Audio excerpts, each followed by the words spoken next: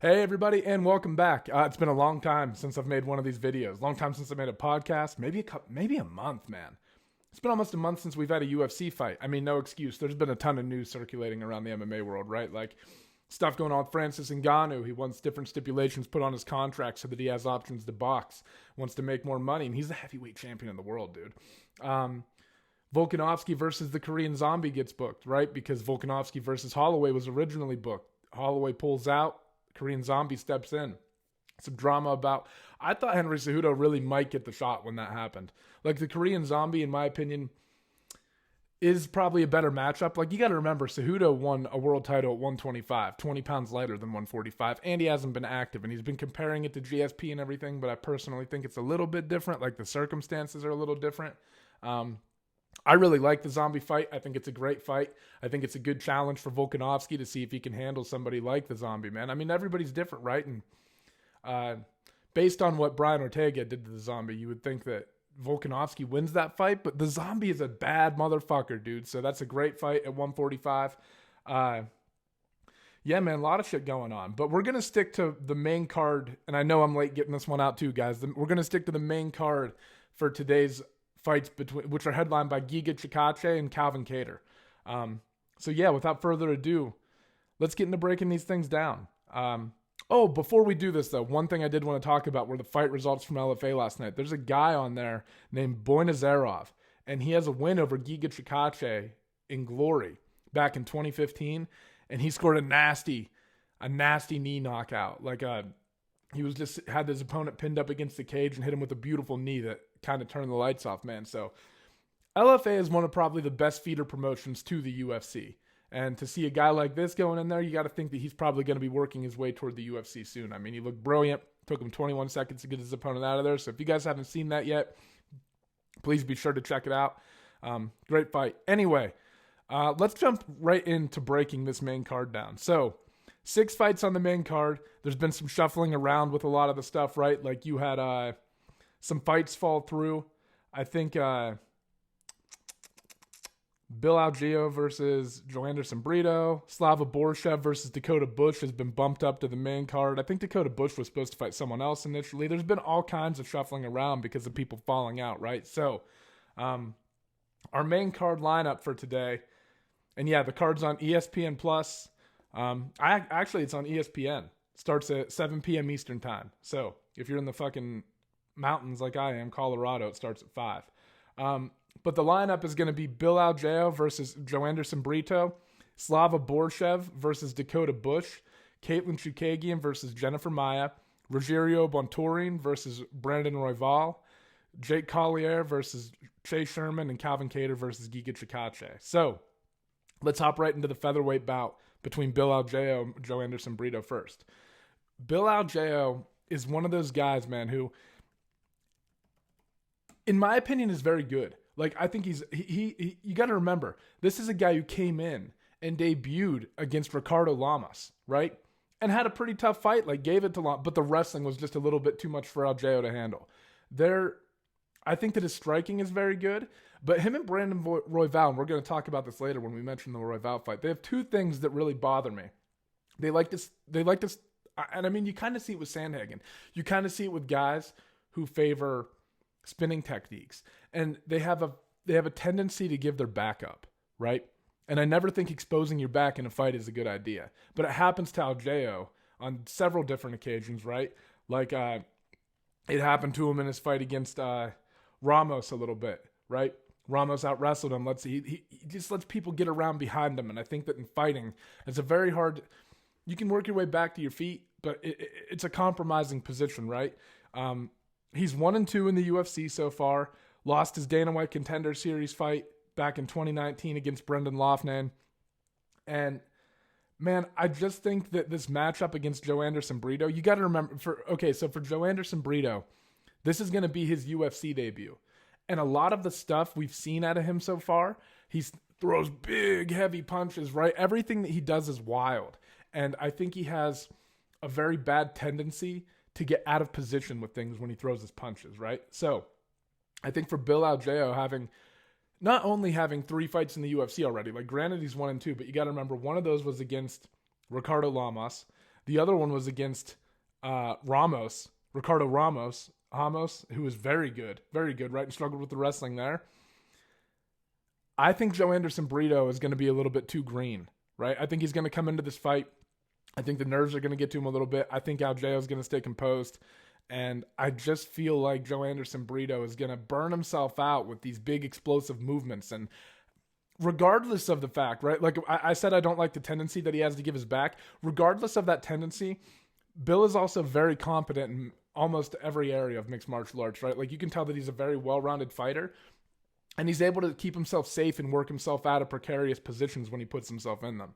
So I think even if Joanderson Brito comes out and blitzes him and kind of has an early good first round, I just think the pace and the poise and the composure of Bill Algeo shines through in this one. Bill Algeo is an underdog. I think he's a good underdog bet. I think that, again, for me, Joanderson Brito, very talented, right? Like I said, like very explosive. But I just think that there's something to having UFC fights under your belt. And even in those fights, like Bill's ability, like I said, to stay composed, I think is going to be the difference maker, especially as you get into rounds 2 and 3. I really like Algeo in this fight. I really think that he's going to go out and just kind of pick Joanderson Brito apart, tire him out, and beat him up over the course of the fight. Like I said, I think there are going to be moments where Joanderson Brito has success, where he's able to take Bill Algeo down maybe, right, with some big explosive takedown shot, like maybe get to his back. But I just like Algeo's ability to stay calm, survive, and when he gets back to an advantageous position or gets back to the feet, I think he'll be able to put it on Brito in a way that's very calculated. And pace, guys, pace is so important. I think Algeo will know how to control the pace over 3 rounds, and in the end, that leads to him winning. 15 minutes is a long time to fight, guys, especially if you're a guy like Joanderson Brito who's used to knocking guys out early. So for that reason, my money's on Algeo. I think he's a good bet as the underdog, and I really do think he wins this fight. I just think, like I said, veteran prowess, man, it's important. All right, the next fight is one that got bumped up to the main card after some others fell off, and this is a fight between Slava Borshchev and Dakota Bush. Dakota Bush had a tough go because his UFC debut was against Austin Hubbard, right? And that was his first fight in the UFC, and this fight against Slava Borshchev is certainly not an easy one, but it's a better ask than getting a guy like Austin Hubbard who has been in the UFC and has a very solid wrestling base, pretty good boxer, right? So, tough first fight for Dakota Bush in the UFC. But if you look back through his career, he's got a pretty solid ground game, man. He pushes guys up against the cage, is able to land his takedowns, has a bunch of rear naked choke victories on his record, I think like 4 or 5 of them possibly. And, you know, pretty competent on the feet as well. I mean, he has a head kick knockout mixed in there. But again, from what I've seen from Dakota Bush, a lot of the things that make him successful come when he's able to push things up against the cage and kind of make things gritty in some way, right? Get takedowns, or even the head kick knockout was up against the cage. It stemmed from him being able to close off that space between him and his opponent and kind of fight in these close quarters, right? For Slava Borshchev, man, bad motherfucker, first of all. I think he's going to be more smooth on the feet for sure. And he's one of those guys who, you know, he's not afraid to get in a firefight. He'll exchange punches with you. He'll stand in the pocket, and I think that can be dangerous for him at times. But for the most part, I think that he's better than most of the guys that he's fought throughout his career on the feet, right? So he's able to get an edge on them in the striking department. So he's not really afraid to get in that because he feels confident in the strike. And he's one of those guys, he's like a momentum guy, right? Like, not in the same way that Max Holloway is. Max is like a steady, he almost trends upwards as the fight goes on the whole entire time, like round 1, round 2, round 3, round 4. Like Slava, what I mean by momentum with Slava Borshchev is he has momentum in moments. If he senses that he's hurting you, he really starts putting it on. He's got really fast hands, and if he connects, he has a really, like, if he connects clean on something, he has a tendency to follow it up quick and hard, right? So not the same kind of like momentum that Max gets, whereas Max starts putting the volume on you, it continues upward. This is a guy who like kind of swarms you with a bunch of vicious shots once he lands something clean, even if it doesn't hurt you, right? Like he's hunting for that finish all the time. And like I said, that has a tendency a little bit to pull him into firefights once in a while, which makes me a little bit nervous. But this is a tough fight to pick. Generally, when I have fights like this, like where there's a striker in Slava Borshchev versus a guy in Dakota Bush who can, I like Dakota Bush. Just because if you look at Slava Borshchev's last fight as well in the Dana White Contender Series, even after he hurt his opponent, he was still taken down and held up against the cage for a moment of time. I mean, he got back up, knocked the guy out, won, got his contract.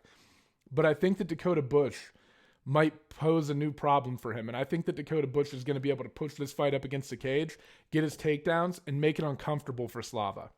You got to take him out of his element, and he's a strong kickboxer, right? So, for that reason, I'm taking Dakota Bush in this fight. I think it's a close fight. I think that if Slava's able to maintain his range, use good footwork around the cage, and keep his back off the octagon cage, then I think he'll be fine. But I think overall, I think Dakota Bush is competent enough. He's seen a pretty good level UFC fighter already, right? In his UFC debut, he's felt that. And I think that he has a wrestling advantage in this one. And I always like wrestlers they're going against a striker. It's just like the ability to take the fight to the ground and put it where you want it, right? It's such a big deal. I think Slava Borshchev, like I said, is dangerous. I won't be surprised if he wins. And I really don't know what to make of this fight. But based on what I've seen, I like Dakota Bush. I think he gets it against the cage, takes him down, maybe gets like a decision victory, and just kind of makes life miserable for Slava Borshchev over the course of 3 rounds. But again, Slava's a bad motherfucker, dude. And he's good at also, even if you are a good wrestler, he's good at drawing his opponents into ego battles with him a little bit, right? Where they want to trade with him, and it's not always smart because he's usually a little bit crisper than you. So, interesting fight, but I got Dakota Bush. Katlyn Chookagian versus Jennifer Maia. This is a rematch. Katlyn Chookagian defeated Jennifer Maia a few years ago. And, this is one of those ones where I kind of see it going the same way. I think that if you look at Jennifer Maia's fight against Valentina Shevchenko, she had moments where she got Valentina to the ground and was able to control her there. But when she pushes things up against the cage, she doesn't move her feet, right? She does a good job of trying to get head positioning and fighting with her arms to get underhooks, blah, blah, blah, but she doesn't move her feet and create angles. She just kind of stays stagnant when she's up against the cage, and I think that gives her problems. And if you look at someone like Katlyn Chookagian, and Jennifer Maia struggled with this in the first fight too, it's hard to close that distance on her at all because her movement and her footwork is really solid. She's also constantly, she has long limbs, and she's constantly reaching out and just touching you with something, right? Uses her kicks very effectively, which I think will be important. And, for Maia, it might be beneficial as opposed to pushing this fight up against the cage, trying to catch a kick and take the fight to the ground from there, right? And force these kind of chaotic scrambling positions after you catch the kick. Or catch the kick, follow up with the right hand to get the takedown. Something like that, right?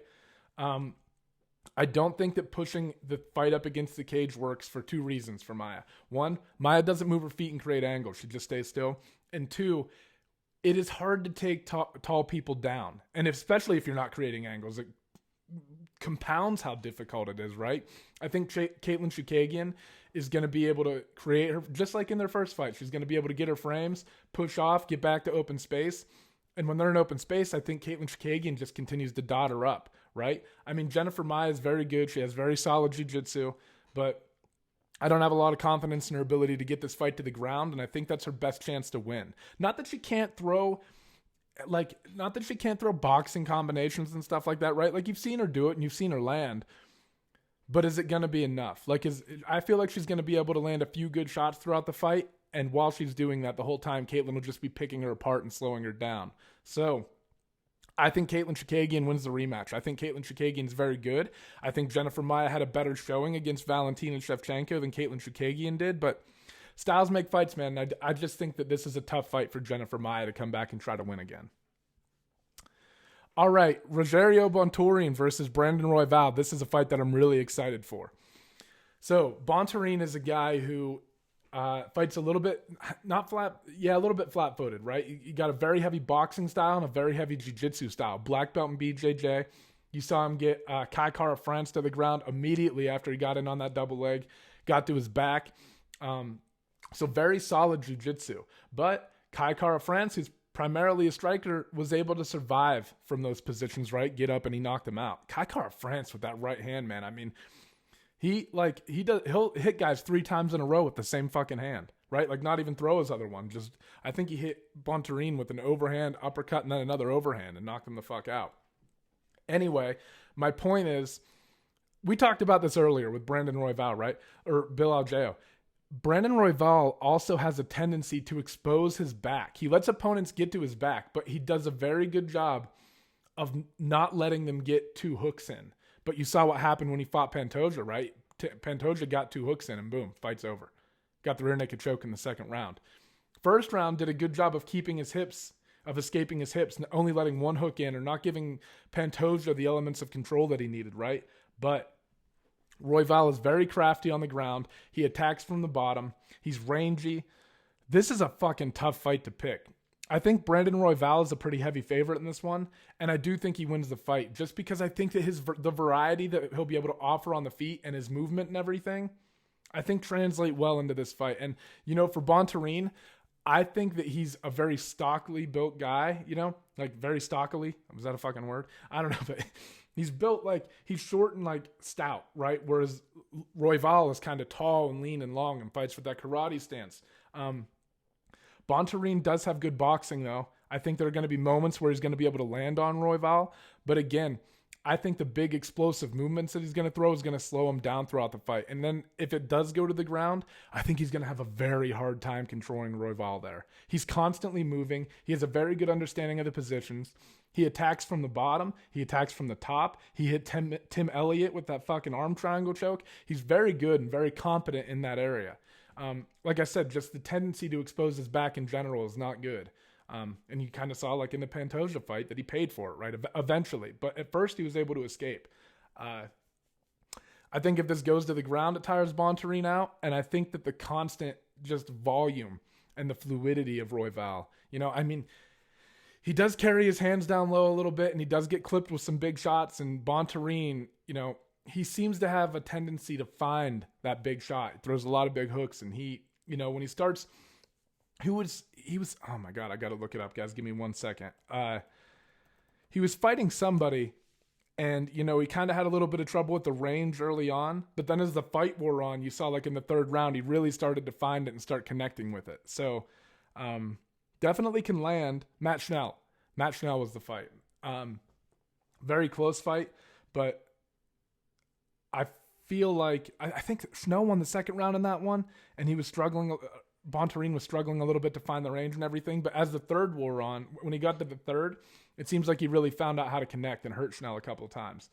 The problem's going to be, I think Royval's movement is a little bit trickier than that, and I think this is also a fight where Bontorin's not going to want to hang out on the feet, so he's going to try to take Royval down, and I think it's just going to be a lot of energy to try to keep him there. I think this is just going to be a hard fight for Bontorin to keep up with Royval, so for that reason, I'm taking Royval on this one, man. Close fight. I wouldn't be surprised if Bontorin does pull it off. Like I said, it's kind of hard to predict how this one is going to go, but I like the movement. I like the defensive scrambling ability, and I like how he attacks from just about every position when he's on the ground, and that's someone has his back, right? Then he's just trying to escape. But he's got good escapes. He's competent, man. Brendan Royval, I think this has potential to be the fight of the night.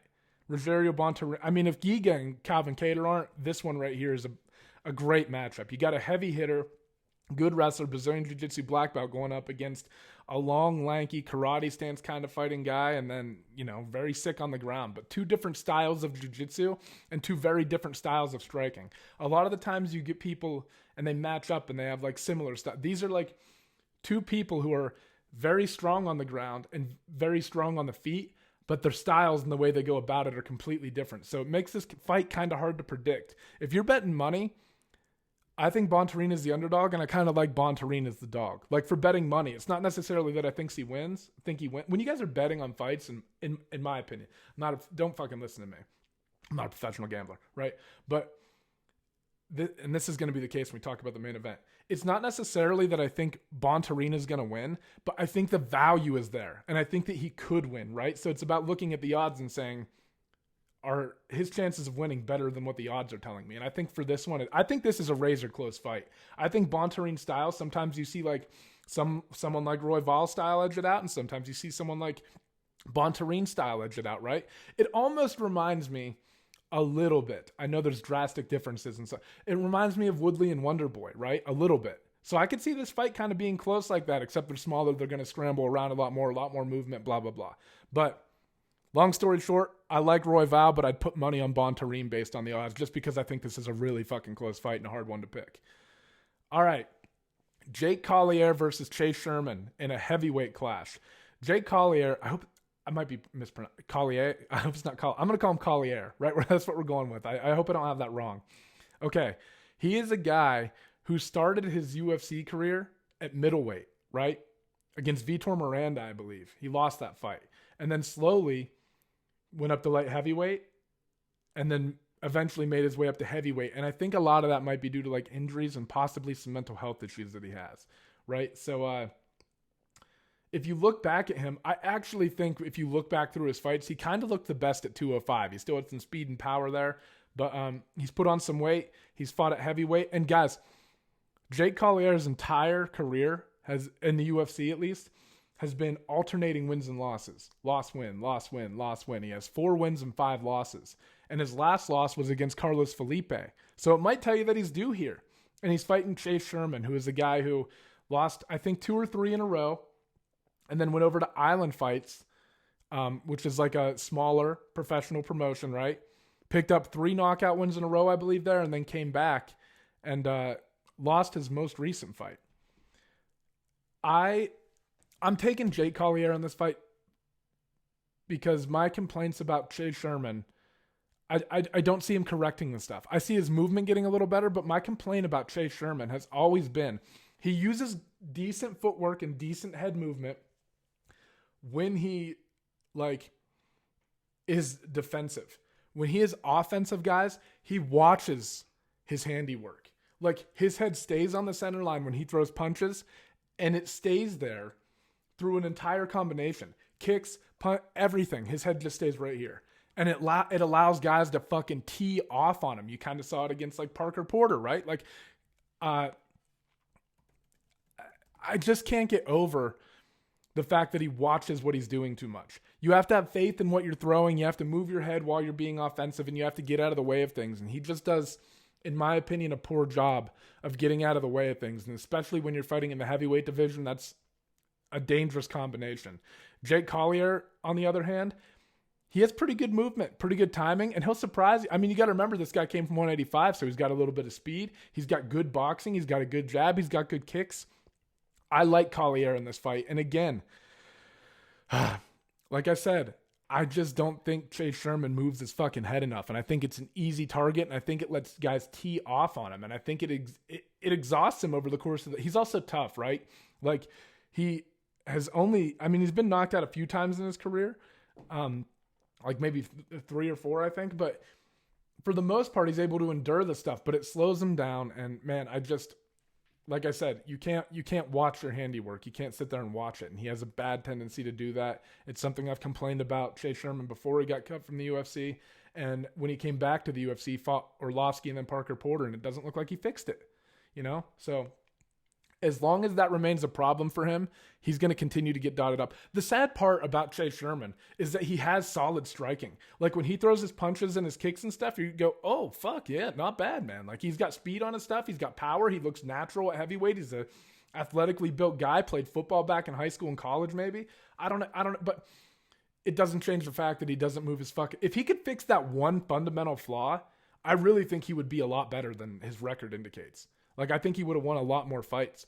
But, man, you have to move your fucking head. And he doesn't move his head, man. And I think you'll see that tonight. I don't think he'll move his head tonight. I think it's one of those things that, like, either someone's not working it with him when they drill with him, or it's just ingrained so deeply that it's not, like, for whatever reason, he can't break the habit. Like, something's going on there, though. But I think if you took a break with Chase Sherman and said, we're focusing on nothing but fucking head movement, he would come out so much better. It is, in my opinion, his fatal flaw. So, I got Jake Collier in this one. I think he either knocks him out or picks up a unanimous decision victory over him. Also, Collier, for as big as he is, he can keep a pace a little bit. He got tired out against Felipe, but Felipe's cardio is pretty good, man. Able to put it on him a little bit. But again, when you're getting hit, it tires you out, and I think Chase Sherman's going to get hit. All right. Main event. Calvin Kattar, Giga Chikadze. Whew. This is a tough fight to pick because there are things that I think both guys are going to do well against the other, right? Like, for example, I think when you look at Giga Chikadze, when he fought Edson Barboza, when he fought Omar Morales, he has a tendency to let himself get backed up a little bit, right? In the Brandon Davis fight, he was taken down once in a while. And people got to remember, Calvin Kattar is mainly known for his hands.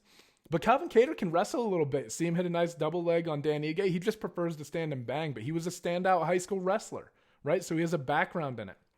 Giga Chikadze, on the other hand, most of his experience is in kickboxing. But I will say, in the Brandon Davis fight and such, when you saw him get taken down, he was okay from those positions. He was able to get back to his feet. We've seen him get back up. So it's not necessarily that I think the wrestling is going to come into play a lot, but a lot of the times, guys, when you have two people who are very evenly matched on the feet, as these two may be, maybe not, maybe one has a clear advantage over the other, but a lot of the times the guy with the better wrestling is able to implement those takedowns. And also, when Calvin Kattar gets a fight to the ground, his ground and pound is fucking vicious. He's got those long ass arms and he commits, man. And he feels confident on top in a closed guard position, standing over top of his opponent in open guard. He has really creative ways to land those blows, and the length of his arms certainly help. But he throws ground and pound with ferocity. So if he's able to catch some of these kicks that Giga Chikadze is throwing and get it to the ground, I think that's an element of this fight that maybe not a lot of people are thinking about. Now, on the flip side, we have seen Calvin Kattar struggle with the kicking game of Jeremy Stephens, who is not a brilliant kicker, good kicker. Giga Chikadze is a brilliant kicker. And we have seen him struggle against Tanada Moicano, right, with the leg kicks and stuff. Some struggle a little bit. Also, another thing with Kattar is he can take a little bit to get going. Kind of saw that in the Zabit fight. And Max Holloway's a different goddamn animal, though, dude. But I think this is a tough fight to pick, man. Once again, we were talking about the odds earlier. My money's going on Kattar all day. He is a live fucking dog in this fight. And we haven't seen Giga Chikadze in a 5-round main event. We haven't seen what he looks like if things start to fade. We haven't seen what he looks like against a really, really guys, I know he got beat up by Max. Calvin Kattar's hands are fucking ridiculous. He's lightning fast. He hits with ferocity, and he's incredibly accurate. He's also he gets his legs street up with kicks and stuff a little bit, right? I think that is going to be a problem. I do think Giga Chikadze is going to land kicks. But at the same time, think about UFC champions, right? Most of your UFC champions do not base their game around kicking and kicking alone. Even Adesanya, I think he throws his hands a little bit more. Giga Chikadze also has a tendency when he does throw his hands, he plants his feet hard. And I think it's kind of predictable. And we've seen him get hit with stuff before. I think Calvin Kattar's jab, okay. I want to preface this by saying, if you kick a lot, the reason that I favor boxing over kicking and the reason I'm going to take Calvin Kattar over Giga Chikadze is because kicking takes a lot of energy. And I'm not sure how sustainable that is for 5 rounds. Kicking is amazing, right? It really is. But I think that when you start fighting really high level guys, if you have good kicks, you have to be able to hide them behind your punches a little bit. Like, I think that Kattar is going to be able to throw his hands around and use less energy than Chikadze will, right? Like, kicking takes a lot of energy. And another downfall of kicking, you can't really throw combinations. Whereas every time you kick, that's kind of like a one movement and done thing. When you throw punches, you can retract your hands so much quickly and throw combinations, right? So I like the volume that you can put out if you're a boxer as opposed to having a heavy kicking game. And man, I think I'm taking Calvin Kattar in this fight. I really do. I think Calvin Kattar might struggle with the kicking game of Giga Chikadze early, but I think that he'll be able to pressure Giga Chikadze back against the cage. I think that he's going to be able to snap him in the face with his jab, and it's going to stun Giga Chikadze a little bit, and that'll cause problems. I think the jab of Kattar is going to cause problems. And when a good boxer starts finding their jab, they also start finding their follow-ups. And again, Giga Chikadze, a guy who sits down and kind of throws he sits down on his punches hard. Kattar can throw his punches from fucking anywhere. Backwards uppercut, right? Against Shane Burgos that knocked him out, right? Like, I just think that he can throw his hands from anywhere and it's going to give him an advantage, right? And kicks are a little bit easier to read and see them coming. I think Giga Chikadze has a speed. This is a great fucking fight, guys. I'm excited for this one. But all in all, I think I'm going with Kattar. I like the fact that if you're a talented puncher, it doesn't wear you out as quickly. I like the fact that Calvin Kattar has been in several different main events. I like the fact that he's fought Max Holloway, Dan Ige, Zabit, Shane Burgos. I like the level of competition that he's faced. And I just think that I think he's going to struggle to defend the kicks of Giga Chikadze because they're so good. But again, I think that it's better to be a boxer and be able to throw volume, especially when your combinations are as crisp as Kattar's, as opposed to relying on a kick-heavy game, because I think it's exhausting. And I think if you're not hiding your kicks behind some punches in a high-level fight like this one, it could give you some problems, right? And especially when Kattar is going to have an advantage with the hands. So you're not going to be able to set your kicks up as effectively because your hands aren't landing as often, right? It's a close fight. I don't by any means think that Giga is like I think Giga could very easily win this fight, but I got Kattar. I think Kattar pushes it. I like the fact that he can wrestle a little bit better, I think. I like the fact that he has good ground and pound. I think he'll be able to pressure. I like his jab. I like the fact that he has those long... You've seen guys with shorter arms snap the jab in Chikadze's face before. I like the level of competition that he's faced so far. And I like the fact that he's been in 5-round main events before. This is the first one for Giga. So, for all those reasons, I'm taking Calvin Kattar, man, and he's a live dog. You can guarantee my money's going on Kattar tonight. Again, even if you think Giga's going to win, I don't know how you look at these odds and go, oh, shit. Like, it's an implied probability. It's like he's like a plus 190. They're saying like Giga Chikadze has like a 60 or 70% chance to win this fight or whatever the fuck it comes out to. I don't think so, man. Calvin Kattar is a bad motherfucker. And I think that he has a really good shot tonight against Giga Chikadze. So, yeah, guys, those are the picks. Let's recap the card real quick. I like Bill Algeo over Joanderson Brito. Dakota Bush over Slava Borshchev, but that's a tough fight. Chookagian over Maia. Royval over Bontorin, but I would probably put a little bit of money on Bontorin as the dog. Jake Collier over Sherman. And man, I got the underdog Calvin Kattar beating Giga Chikadze tonight. So that's going to wrap this one up. Thank you guys for tuning in. I'm going to try to do a better job this year of getting a prediction and then an aftermath video out for every single fight. So hopefully for every UFC card, I got 2 videos coming out. I'd like to get into a little bit more coverage with LFA, Bellator, all that stuff as we move into 2022. And yeah, you guys know if there are submissions on this card tonight that we'll be getting breakdowns out for them the next day. So yeah, enjoy some playoff football today. Enjoy the fights. A lot of good shit going on. Drink some beer, eat some bad food. Let's go. Thank you guys for tuning in. If you enjoyed, hit the subscribe button, leave a comment. Let me know you guys think's going to win the fights, and I will catch you all later. Bye-bye.